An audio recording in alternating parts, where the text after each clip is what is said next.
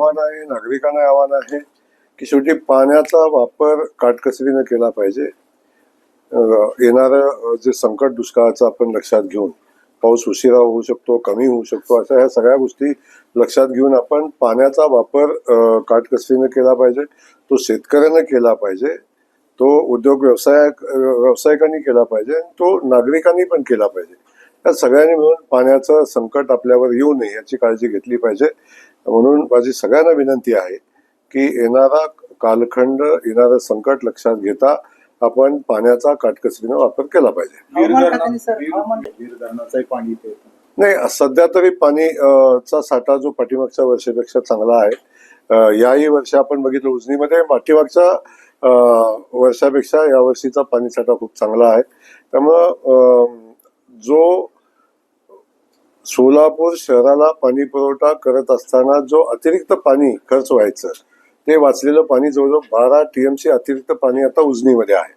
त्यामुळे पाणी साठा मुबलक आहे, परंतु येणारी परिस्थिती लक्षात घेऊन त्या उजनी धरणावर आजूबाजूच्या सगळ्या परिसरातल्या पिण्याच्या पाण्याच्या योजना आहेत. हे लक्षात घेऊन आपल्याला पुढचं नियोजन करावं लागेल. 31 ऑगस्ट पर्यंत ठेवले का पाण्याचं, पिण्याच्या पाण्यासाठी त्याची डेडलाईन दिली? हो, ऑगस्ट महिन्यापर्यंतच्या पिण्याचं पाण्याचं नियोजन केलेलं असलं पाहिजे, अशा पद्धतीच्या सूचना सरकारनं आणि माननीय मुख्यमंत्री महोदयांनी दिलेल्या आहेत, आणि त्या अनुषंगानं नियोजन आपण केलेलं आहे. नवरून जागा आहेत म्हणून 20 त्यात देगलूरकर आहेत, वास्कर आहेत, तर काय म्हणजे 350 वर्षाची परंपरा आहे. वारी जोगांना बघितलेली आहे स्वतः.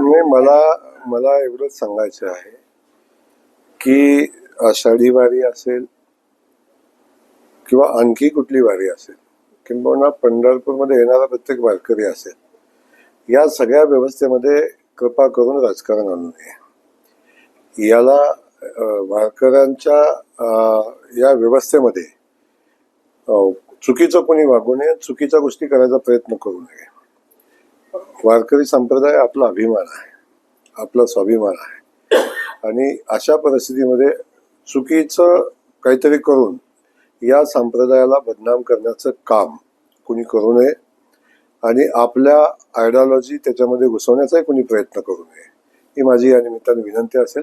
सगळ्यांनी समन्वयानं एकत्र येऊन पुढे गेलं पाहिजे, आणि आपण ज्या भक्तिभावानं विठुरायाची सेवा करतो किंवा या सेवेच्या माध्यमातून समाज एकत्र ठेवण्याचं काम आपण सगळे करत असू, त्याला कुठं डाग लागू नये याची काळजी आपण घेतली पाहिजे. नाही, आपण बघितलं पाठीमागच्या वर्षी आपल्या सगळ्यांच्या सहकार्यानं, प्रशासनानं, आम्ही सगळ्यांनी मिळून खूप चांगली वारी करण्याचा प्रयत्न केला. पाठीमागच्या वर्षी पहिलंच वर्ष होतं, वेळही कमी होता, त्यामुळं काही गोष्टी करत असताना अडचणी निर्माण झाल्या होत्या, परंतु त्यातून आम्ही सर्वोत्तम वारी करायचा प्रयत्न केला आणि त्यात यश आलं.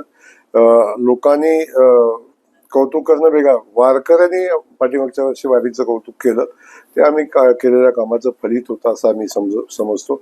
यावर्षी आम्ही वारीचं आणखीन चांगलं कसं नियोजन करता येईल या संदर्भातलं नियोजन करायला सुरुवात केलेली आहे. पहिल्या टप्प्याची एक बैठक आमची झालेली पण आहे, पण एक व्यापक बैठक येणाऱ्या मे महिन्यामध्ये आम्ही करू, आणि त्या अनुषंगानं पाठीमागच्या वर्षीच्या गडबडी झाल्या होत्या, टेंडर करणं, बाकी सगळ्या गोष्टी, त्या यावर्षी आम्ही लवकर चालू करू, आणि तयारी लवकर चालू केल्यावर अपेक्षित असणारी सगळी तयारी होईल, आणि या वर्षीची वारी पाठीमागच्या वर्षीपेक्षाही सुंदर करण्याचा, वारकऱ्यांना आणखीन सुविधा देण्याचा, भक्तांना आणखीन सुविधा देण्याचा, पंढरपूर शहरातला नागरिकांना त्याचा त्रास होणार नाही, स्वच्छतेचा प्रश्न निर्माण होणार नाही, अशा पद्धतीनं जे शक्य आहे ते सगळं करायचा आम्ही प्रयत्न करू. पाण्याचं कसं नियोजन केलं जाणार आहे? उजनीत पाणी किती आहे आणि नदीत कधी सोडलं जाणार आहे, काय आव्हान? नाही, अनिलचं संकट आपल्या महाराष्ट्रात आहे, या संदर्भात पूर्वीच शासनानं कल्पना दिलेली आहे. उजनीमध्ये आता पुरेसा पाणीसाठा आहे. आपल्या सगळ्यांना माहिती आहे की पहिलं आवर्तन झालंय, दुसऱ्या आवर्तनाचं पण चालू आहे, आणि आता खऱ्या अर्थानं भीमा नदीमध्ये पाणी सोडण्याची आवश्यकता आहे अशी शेतकरी बांधवांची खूप मोठी मागणी आहे. परंतु एक विषय आहे की जेव्हा सोलापूर शहराला आपण पाणी देत होतो, तेव्हा सोलापूर शहराला पाणी देत असताना भीमा नदीच्या काठच्या शेतकऱ्यांना त्याचा खूप मोठा फायदा व्हायचा. सोलापूर शहरामध्ये आता समांतर पाईपलाईन झाली, त्यामुळं नदीमध्ये जो पाणी साठा यायचा तो आता बऱ्यापैकी बंद झाला. परंतु कालच कालवा समितीची बैठक झाली आणि त्या बैठकीमध्ये आम्ही निर्णय घेतला की येणाऱ्या 1-2 दिवसामध्ये भीमा नदीमध्ये एक आवर्तन सोडण्याचा निर्णय घेतलेला आहे.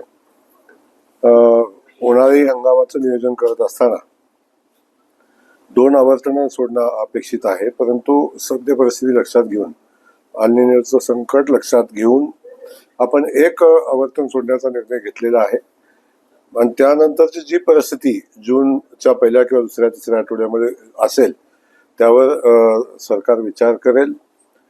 पिण्याचा पुरेसा पाणी साठा असला पाहिजे हे सगळ्यात महत्त्वाचा विषय आहे. त्या अनुषंगानं विचार केला जाईल आणि तो साठा मुबलक पिण्याचा पाण्याचा साठा ठेवून जर पाणी शिल्लक राहत असेल तर मग दुसरं आवर्तन सोडण्यासंदर्भातला निर्णय शासन स्तरावरून घेतला जाईल.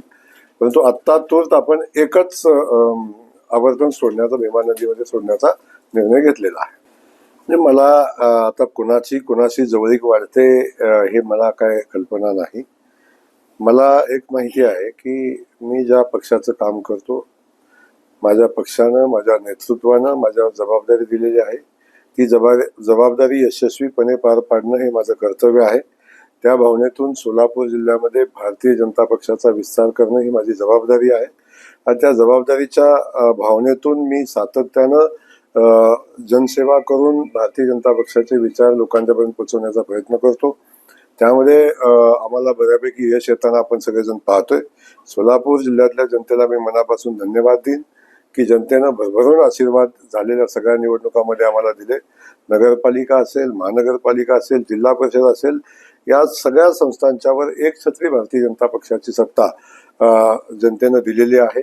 भारतीय जनता पक्षावर आणि माननीय मुख्यमंत्री महोदयांच्यावर या जिल्ह्यातल्या जनतेनं विश्वास टाकलेला आहे आणि त्या विश्वासाला पात्र राहून लोकांची सेवा करणं याला प्राथमिकता आता आहे.